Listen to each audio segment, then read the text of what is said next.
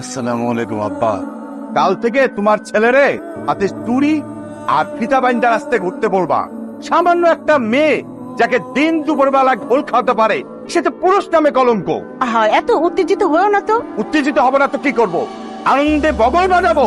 হায় হায় রে, চোখের সামনে এতগুলো টাকা একটা মানুষকে পাও পাও দিয়ে আসতে হইলো। তাও সান্ত্বনা দিতে পারতাম যদি বাইকটা কিনা বাসায় নিয়ে আসতো। সান্ত্বনা দিতাম যে টাকা গেছে গেছে, কিন্তু বাইকটা তো বাসায় নিয়ে আসছে।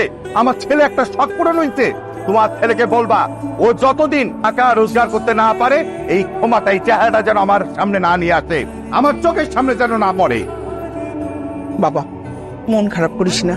জানিসই তো তোর আব্বার একটু রাগটা বেশি, কিন্তু একবার ভাবে দেখ, এই লোকটার যদি কিছু একটা হয়ে যায়, এই সংসারটার কি অবস্থা হবে চিন্তা করছিস? তুমি আমার সাথে এমনটা কিভাবে করলা? তুমি তো এমন মেয়ে না, কিন্তু কোনো ঝামেলাতে পড়ছো।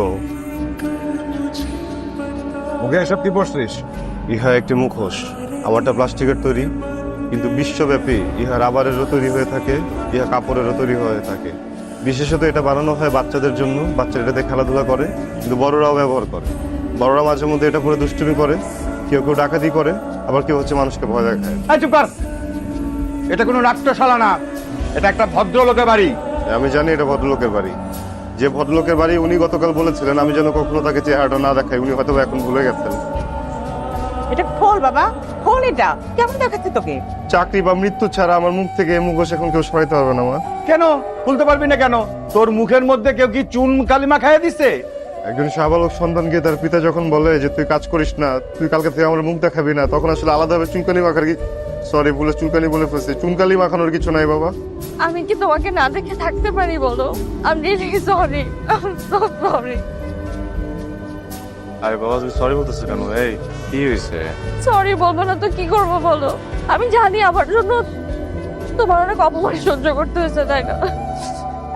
শোনো, তুমি যে বেঁচে আসছো না এটাই অনেক, বুঝছো? মানুষ যে কত খারাপ হতে পারে আমি না হারে হারে টের পাইছি এবার, জানো? অ্যাক্সিডেন্ট করে একটা মেয়ে রক্তাক্ত অবস্থায় রাস্তার মধ্যে পড়ে আছে।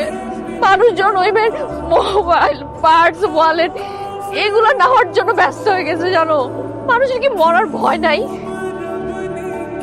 ওকে, ওয়ালেট টাকা যা গেছে ওটা আবার পাওয়া যাবে। যদি জীবনটা চলে যেত এটা পাওয়া যেত। হ্যাঁ? আমি নিজে কিনে দিব না সবকিছু, ঠিক আছে? আপসেট হয়ে যাবো। আমার জন্য তো তোমার অনেক কথাই শুনতে হয়েছে।